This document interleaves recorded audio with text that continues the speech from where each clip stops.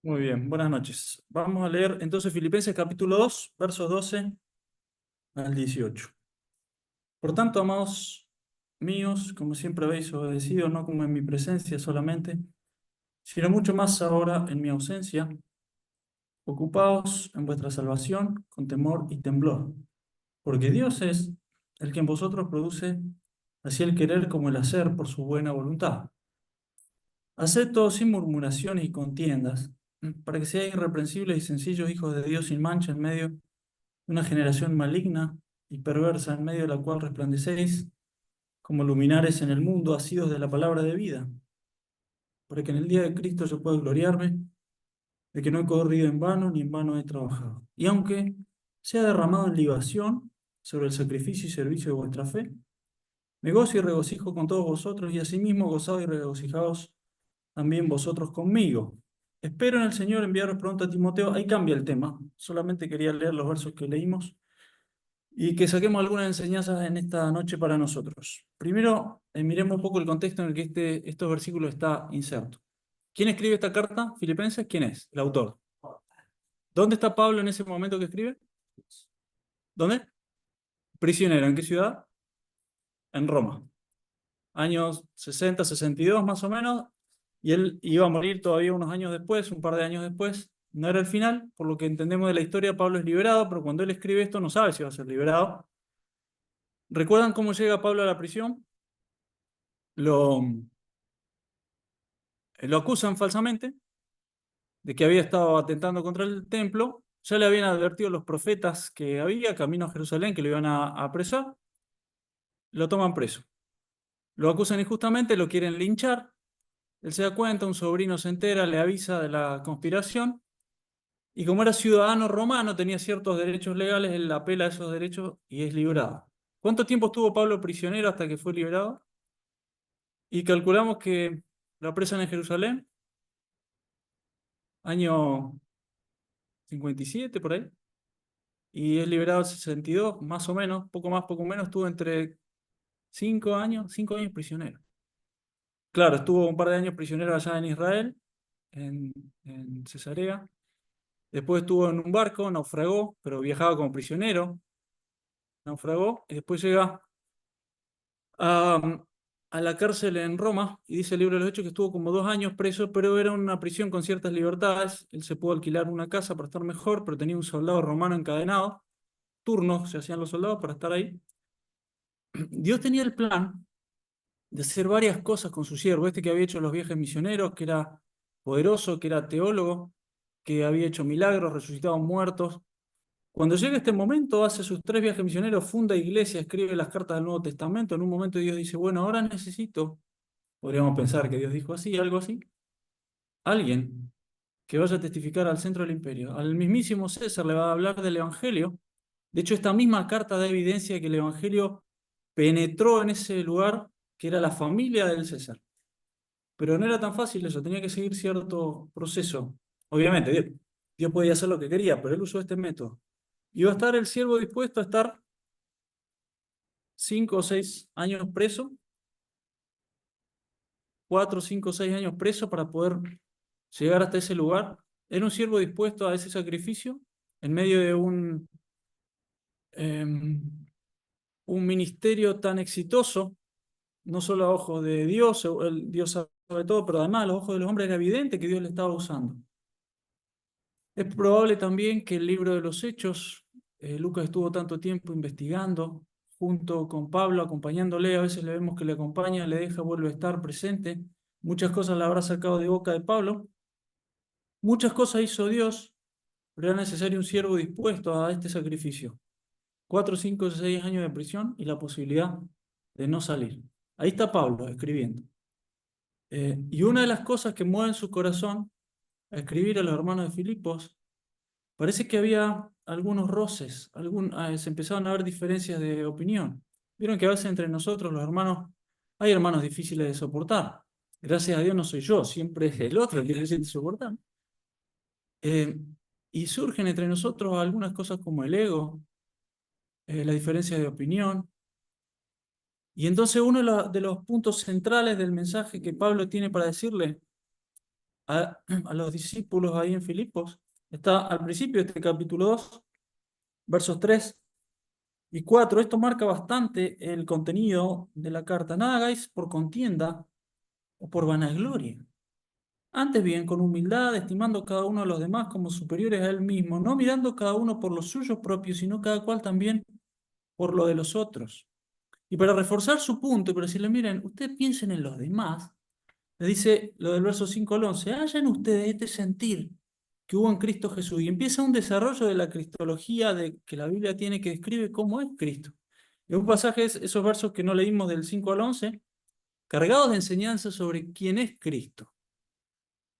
Eh, el otro día vi un compañero de trabajo que tenía una remera que decía Jesus, pero escrito así con Y, W, Z, porque capaz que ni sabe lo que es, pero sobre todo en la cultura occidental y norteamericana, en inglés, Jesús, el mismísimo Jesus, que a veces lo dicen casi en tono despectivo, eh, se ha convertido en un personaje que por muchos es de verdad reverenciado, por otros es eh, vilipendiado, despreciado, pero es Dios hecho hombre, el creador de todas las cosas. Por su poder fueron hechas las cosas que hoy existen.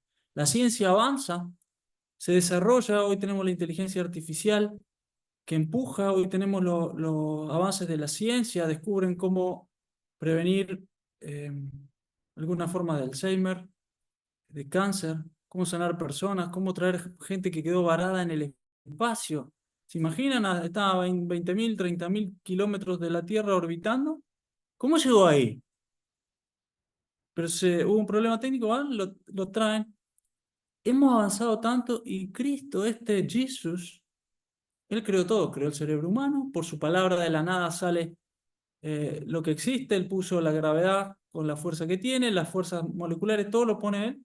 Y este pasaje que nosotros tenemos acá es de los más ricos, en cierta manera también difíciles, de la cristología de la Biblia.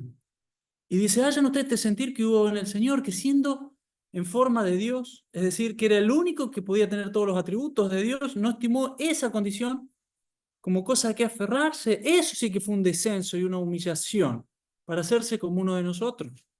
Y estaba en los brazos de María, y tenía frío en invierno. Hoy he hablado con una vecina, ojalá vengan los días de calorcito. Y decíamos, bueno, dentro de unos meses vamos a decir, ojalá vuelva el frío, porque el calor nos va a sofocar, porque son nuestras limitaciones. Y él vino a eso, a sufrir el calor, a sufrir el frío, pero era Dios hecho hombre. Y entonces Pablo mete eso cargado de teología y que ha disparado la escritura de cientos de libros y de pensamientos de teólogos para decirle, usted hermano, miren lo que hizo Cristo, y ustedes se van a pelear y van a buscar su vanagloria y que yo esto y que él me trató mal. Entonces después de decirles eso, de ponerle a Cristo en evidencia como el gran ejemplo de que yo tengo que ser humilde y pensar en el bien de mi hermano y no en mi propio bien, viene este texto que nosotros leemos acá. Y empieza el versículo 12. Leámoslo otra vez para ver, entender algunas cosas que pueden ser un poco difíciles. Por tanto, dado que Cristo hizo esto, ustedes, hermanos, háganme caso en esto que les digo. Ustedes siempre me han obedecido. Era una iglesia buena, podríamos decir, una iglesia obediente. No como en mi presencia solamente, sino ahora mucho más en mi ausencia. Hagan esto, háganme caso. Ocúpense en su salvación con temor y temblor. Leemos de nuevo todo, pero vamos explicando un poquito. Él le está hablando a los cristianos. Entonces, ocúpense en su salvación. También se puede traducir, trabajen por su salvación, lleven a cabo su salvación. No les quiere decir, bueno, trabajen para ver si la logran. Le está diciendo, ocúpense en la salvación que ustedes ya tienen. Hay dos cosas, bueno, hay más, pero yo pensaba, la Biblia deja en claro dos cosas muy claras respecto a la salvación.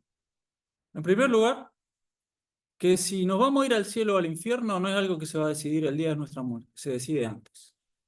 Acá, en este periodo, el ser humano puede saber o que se pierde o que se salva. No hay que esperar a aquel día. Muchas veces lo hemos escuchado porque es parte de la cultura popular y bueno, esperemos a ver qué dice el de arriba cuando llegue aquel día, espero que tenga misericordia. La Biblia dice otra cosa. Hoy, el ser humano, cada uno de ustedes y yo, podemos saber o nos estamos perdiendo o estamos salvados. Y lo otro que la Biblia deja muy claro es que aquellos que son salvados no lo son por sus propios méritos. Que los que vamos a ser salvados y que hoy podemos tener la seguridad de que vamos a ser salvados, lo seremos solamente por el único camino que hay, porque no hay otro nombre, no hay otra obra, no hay otro camino dado a los hombres en que podamos ser salvos, es la obra de Jesucristo. Y le está diciendo a Pablo a los hermanos que se ocupen en esta salvación que tienen. La Biblia cuando habla de salvación en tres, eh, bueno, de varias maneras, pero principalmente la salvación engloba algo pasado, algo presente y algo futuro. La Biblia dice que nosotros fuimos salvos el día que creímos. Ese es el día en el cual nosotros cambiamos de rumbo del destino a la condenación al destino a la salvación. Y eso lo podemos saber y el Espíritu nos puede dar un testimonio interno innegable y poderoso de que somos salvos. También la salvación es algo presente. La salvación es algo en lo que crecemos, la salvación es algo que experimentamos y desarrollamos. La salvación tiene un gozo, una vida, una comunicación, un cambio de rumbo, un cambio de prioridades. Esa es la salvación presente. Es lo que la Biblia también llama el proceso de santificación. Este proceso en el cual nosotros estamos viviendo y avanzando por obra de Dios. Y esto es lo que aquí dice el texto. Ocúpense en su salvación en esto.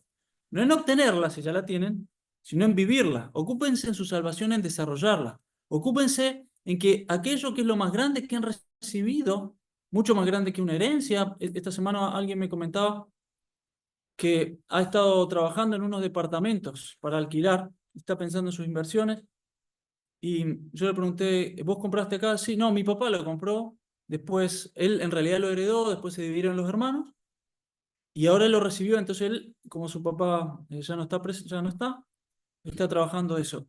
Y cada uno de nosotros ha recibido algo. Quizá alguno recibió una casa en herencia, otro recibió otras cosas. Pero lo más grande que nosotros hemos recibido, que ya tenemos, si es que lo tenemos, hay personas que no tienen la salvación, pero los que tenemos la salvación, eso es lo más grande que tenemos. Es Cristo en nosotros y tenemos la justificación pasada, la salvación presente, que es nuestro proceso de santificación, y la glorificación, que es la salvación futura. Por eso a veces la Biblia dice, ahora está más cerca de nosotros nuestra salvación que el día que creímos. Porque es el desarrollo y la manifestación plena de la salvación. Eso es futuro todavía. Entonces aquí le dice, hermanos, ustedes son una iglesia que ha obedecido, pero ahora yo no estoy presente. Ustedes están en Filipo, yo estoy a unos miles de kilómetros en Roma y estoy prisionero. Pero háganme caso, obedezcan, y como lo hicieron cuando yo estaba presente, háganlo ahora que estoy ausente. Y les da este consejo. Y esto creo que es una de las verdades principales que nos tenemos que llevar hoy. Ocúpense en su salvación con temor y temblor. Quiere decir con devoción y reverencia. ¿Vieron que la devoción y la reverencia es algo que se ha perdido hoy? Pero la reverencia es un privilegio que los cristianos tenemos y tenemos que disfrutar. Pensemos en nuestra propia vida. ¿Tenemos tiempo de devoción, de reverencia delante del Señor? Momentos en los cuales uno se da cuenta que está delante de Dios. Sabemos que somos pequeños y que Dios es grande, pero cualquier persona lo puede decir así, pero reverencia. Sentirnos como se sintió Pedro cuando vio que el que estaba ahí, que calmó el mar, calmó las olas, le dijo a las olas tranquilitas.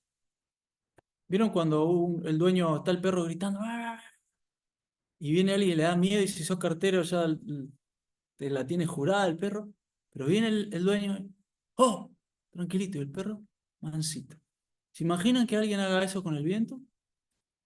Que alguien diga, bueno, necesitamos lluvia. Shh. Que alguien haga eso con el mar. Ese era Jesús. Y entonces las personas cuando le vieron, dijeron, ¿quién es este? Y Pedro cuando le hace la pesca milagrosa y le llena el barco de peces, se asombra. Esa experiencia personal de lo santo, de la presencia de Dios, es algo que el mundo acelerado de hoy nos quiere hacer perder. Pero nosotros podemos frenar.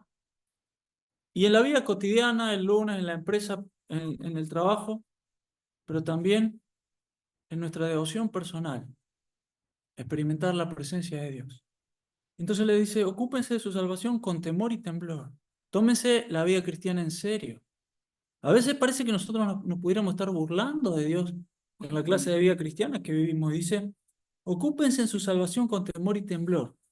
Y es una meta alcanzable porque Dios es, el verso 13 dice, el que en vosotros produce, así el querer como el hacer por su buena voluntad. Esto quiere decir, Dios es el que ponen ustedes el impulso interno, pero también el que les da poder para que eso se lleve a cabo afuera.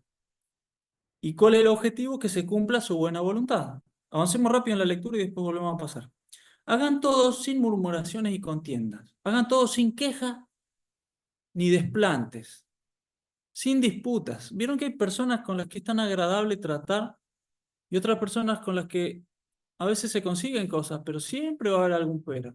Siempre se está quejando de algo. Miren, tenemos muchas cosas para quejarnos. Los argentinos, los villenses, los seres humanos, tenemos cosas para quejarnos. Pero dice, miren, hagan las cosas ustedes sin murmuraciones, sin contiendas, sin disputas, sin ese carácter reactivo que le va a permitir, que sería como una mancha en ustedes, porque entonces dice el verso 15, van a ser irreprensibles, intachables, puros, sencillos. Van a ser hijos de Dios con todas las letras, sin mancha, en medio de una generación maligna y perversa, en medio de la cual resplandecéis como luminares en el mundo. Ahí luminares se refiere, o seguramente está haciendo referencia a los luminares del cielo, no a las luminarias estas de las lámparas, sino a los luminares de las estrellas. Y pone como si dijera como estrella en el universo. ¿Vieron? Es un manto negro y unos puntos brillantes. Y se nota. Y ahí están. En una noche sin nubes, uno ve y dice, ustedes resplandezcan así. En una generación, en un mundo negro, sean como esos puntos. Es más, no dice sean, dice ustedes son así, ustedes resplandecen, pero hagan las cosas aún sin quejas, sin murmurar, sin decir, bueno, yo hago bien, pero uno larga la lengua y el pero. Parece pequeño, ¿no? La murmuración y la queja y el ser medio renegado, medio peleador. Pero dice, quítenle hasta eso, porque así serán irreprensibles y sencillos en medio de una generación negra que ustedes resplandecen como estrella en el universo. Asidos, o sea, agarrados con la mano de la palabra de vida. Como agarrado teniéndola en alto, no solamente colgado de ahí, sino como empuñándola, como si fuera una bandera que uno levanta en este mundo a la palabra de vida. ¿Para qué? Para que en el día de Cristo, y ahí piensa en el futuro. Vieron que Pablo estaba en la cárcel, y muchas veces pasa que cuando la persona pasa alguna cosa crítica en su vida, que piensa en el futuro. El 19 de este mes se jubiló mi mamá. Le salió finalmente la jubilación, estaba re contenta. Eh, pero es un punto en la vida y hay un cambio. Cuando uno cumple los años, vieron que uno tiene 16, 17 años y piensa esos viejos de 25, esos viejos de 30 y en un momento tenés 30. Y de estornudar ya tenés 40. Recuerdo un hermano que cumplía 57 y una señora que debía tener 70 decía, ¡ay, qué joven! Pero claro, para el de 17, el de 57. Pero hay momentos en nuestra vida en que nosotros somos más propensos a pensar en el futuro. Pero la Biblia nos dice que si nos tomamos la vida cristiana en serio, nosotros permanentemente vamos a estar pensando en el día de Cristo. El día de Cristo podría ser hoy si el arrebatamiento ocurre hoy. Pero si no, será el día en el que el Señor nos llame. Y Pablo le dice, miren, ustedes vivan hoy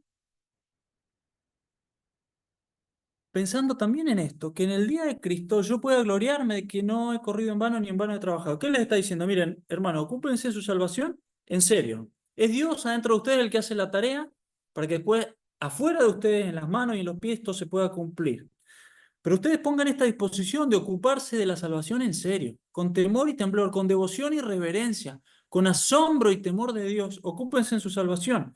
Sean hasta sin quejarse y sin murmuraciones, irreprensibles y sencillos, y van con su vida, empuñando la palabra de Dios viva, a ser una luz en medio de un mundo oscuro. Para que yo, que soy como el padre espiritual de ustedes en cierta manera, le decía Pablo porque él había fundado la iglesia, les enseñaba, cuando llegue el día de Cristo me dé cuenta, o sea, pueda decir que no he corrido en vano ni he trabajado en vano con ustedes. Yo pensaba en cómo los filipenses escuchaban esto, lo amaban a él. Era como su padre espiritual de muchos de ellos, era el que había usado Dios para fundar la iglesia. ¿Y qué es para nosotros la voz de alguien así? Que nos dice alguien a quien nosotros amamos, a quien nosotros respetamos, para nosotros importante la opinión de esa persona, que es un referente en las cosas de la fe, no es Dios, por supuesto, pero es alguien a quien Dios ha usado, que esa persona me diga, ¿está haciendo las cosas bien o está haciendo las cosas mal? Uno preferiría que te desapruebe a alguien que tiene otros valores, alguien con quien vos no coincidís. Si ese no te aprueba, quizás es porque está haciendo las cosas bien. Pero que el apóstol Pablo le dijera, hermano, hagan esto porque entonces yo voy a sentir contento de que ustedes están haciendo las cosas bien. Y apela a eso el apóstol, a su posición de que él había sido como el Padre espiritual usado por Dios. Y dice, para que aquel día, el día de Cristo, yo me pueda gloriar de que no corrí en vano ni en vano he trabajado. Y aunque, dice el verso 17, yo sea derramado en libación sobre el sacrificio y servicio de vuestra fe, me gozo y regocijo con todos vosotros.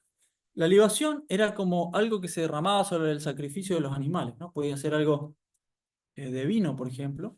No era el sacrificio, no era lo principal, era algo que se agregaba a veces como un símbolo de gratitud. Y Pablo dice, mire, yo estoy preso. Y estoy preso por haber testificado en muchos lugares, por haber servido al Señor, y ahora estoy preocupado por ustedes, pero ustedes sirvan al Señor. Y mire, si llega a ser que yo no salgo de acá, que muero acá en la cárcel, va a ser como que mi vida fue un sacrificio o como una libación, como un agregado al sacrificio de ustedes. Y no importa si yo quedo un poco fuera de la escena, si yo soy derramado como libación sobre el sacrificio y servicio de vuestra fe, pero no importa, yo me alegro. Me gozo con ustedes porque aunque no puedo estar ahí, la obra del Señor avanza, ustedes hacen las cosas bien, ustedes brillan para el Señor, y yo quedé un poquito afuera y quizá tal vez fui muerto en libación, por verlo así como el sacrificio, de mi vida al Señor. Pero ustedes también alégrense, no se aflijan de que yo estoy preso, dice el 18, alégrense y gócense ustedes también conmigo. Y entonces, este es el sentido general del pasaje, quizá alguna explicación que hace falta. Pero volvamos a repasarlo y no vamos a tener tiempo de detenernos en cada parte, pero saquemos un par de lecciones más. Vamos al verso 12 de nuevo. Amados míos, le dice Pablo, con un corazón cariñoso. Y entonces nosotros tenemos que recibir la palabra como que nos la dice alguien con cariño. Hay palabras que son duras de recibir a veces, pero son palabras de alguien que nos ama. Y son fieles las heridas del que ama, dice el proverbio, pero importunos los besos del que aborrece. Está diciendo, es mejor que te diga una palabra dura a alguien que te ama, a que te palmee la espalda un traidor, que te hable al oído a alguien que dice algo que uno quiere oír, pero que no es de amor. Entonces estas vienen las palabras de alguien que ama, y así nos vienen a nosotros, porque el Espíritu Santo nos las dice. Y te dice a vos, y me dice a mí, ya que cuando te están viendo, sos obediente, como le pasaba a Pablo y a los filipenses, obedezcan, dice también ahora que yo no estoy. Esto es importante también. Nosotros tenemos que ser obedientes cuando el hermano está presente o cuando no. Cuando el que es nuestro referente nos ve o cuando no. Porque nosotros estamos siempre delante del Señor. Y Pablo le dice, no solo en mi presencia, solamente más todavía ahora en mi ausencia, sean obedientes y ocúpense en su salvación con temor y temblor. ¿Cuán importante es para nosotros ocuparnos de la salvación? ¿Es eso en lo que estamos embarcados? ¿Esta es mi misión, honrar al Señor? Tenemos misiones cotidianas, ¿no? Tenemos que cumplirle a nuestro jefe, tenemos que cuidar de nuestra familia, tenemos que hacer ciertas cosas, tenemos que ser buenos administradores de nuestro dinero. Eh, Podemos usar nuestro auto, nuestra casa, la que compramos, la que alquilamos, la que nos prestan, para la gloria del Señor.